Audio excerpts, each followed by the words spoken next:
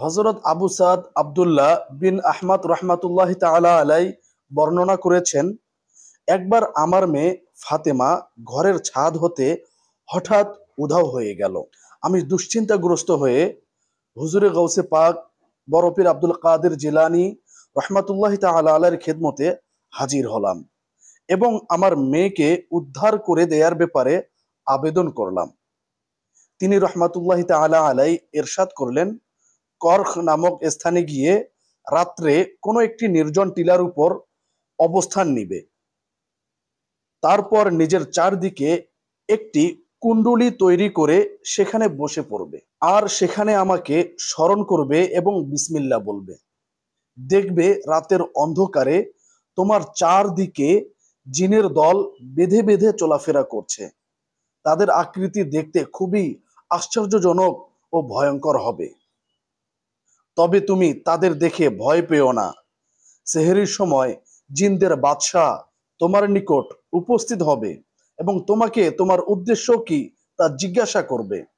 তাকে বলবে, আমাকে শায়েখ আব্দুল কাদের জিলানী রহমাতুল্লাহ তাআলা আলাই বাগদাদ থেকে এখানে পাঠিয়েছেন। তুমি আমার কন্যাকে খুঁজে বের করে দাও। অতঃপর কারখের নির্জন ভূমিতে গিয়ে আমি হুজুরে গাউসে পাক বড় পীর আব্দুল কাদের জিলানী রহমাতুল্লাহ তাআলা আলাইহির নির্দেশ মোতাবেক কাজ করলাম। রাতের নির্জনতায় দেখতে পেলাম ভয়ঙ্কর জিনেরা আমার কুণ্ডলীর বাহির দিয়ে অতিক্রম করে যাচ্ছে। জিনদের আকৃতি এতই ভয়ঙ্কর ছিল যে সেদিকে তাকানো যাচ্ছিল না। সেহরির সময় জিনদের বাদশাহ একটি ঘোড়ায় চড়ে আমার কুণ্ডলীর নিকট এসে উপস্থিত হলো।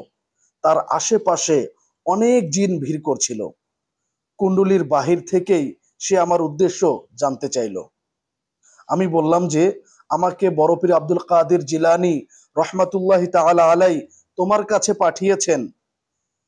এটুকু শুনেই সে ঘোড়া থেকে নেমে একেবারে মাটিতে বসে পড়লেন।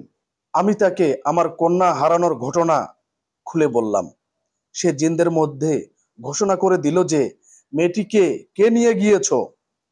কিছুক্ষণের মধ্যেই জিনেরা একজন চীন দেশীয় জিনকে অপরাধী হিসাবে গ্রেফতার করে বাদশার সামনে হাজির করলো। জিনের বাদশা তাকে বলল, তুমি কেন জামানার কুতুব বড় পীর আব্দুল কাদের জিলানী রহমাতুল্লাহ তাআলা আলাইহির শহর থেকে মেয়েটিকে তুলে নিয়ে গিয়েছ। সে ভয়ে কাঁপতে কাঁপতে বলল, হুজুর, আমি তাকে দেখা মাত্রই তার উপর আসক্ত হয়ে পড়েছি, তাকে ভালোবেসে ফেলেছি।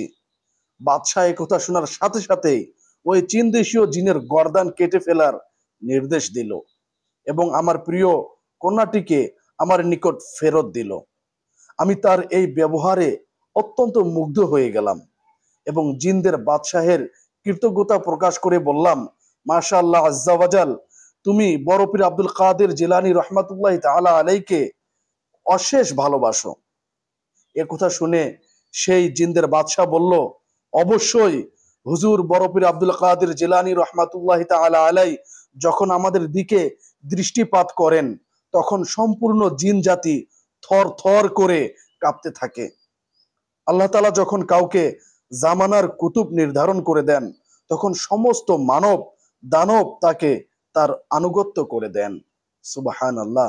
প্রিয় ইসলামী ভাইরা, দেখলেন বড় পীর আব্দুল কাদের জিলানী রহমাতুল্লাহ তাআলা আলাইহির নাম শুনে জিনেরা থরথর করে কেঁপে কেঁপে উঠতো, তারা ভয় পেত। দেখেন আমাদের আপনাদের যে বড় পীর আব্দুল কাদের জিলানী রহমাতুল্লাহ তাআলা আলাইকে আল্লাহ তাআলা কিরকম শক্তি কিরকম পাওয়ার দিয়েছেন। আল্লাহওয়ালা লোকদের এরকমই পাওয়ার হয়ে থাকে, এরকমই ক্ষমতা হয়ে থাকে। আল্লাহ তাআলা তেনাদের ওসিলায় আমাদের জিন্দেগির সমস্ত গুনাহকে ক্ষমা করে দিক। ভিডিওটি শেয়ার করে দিবেন।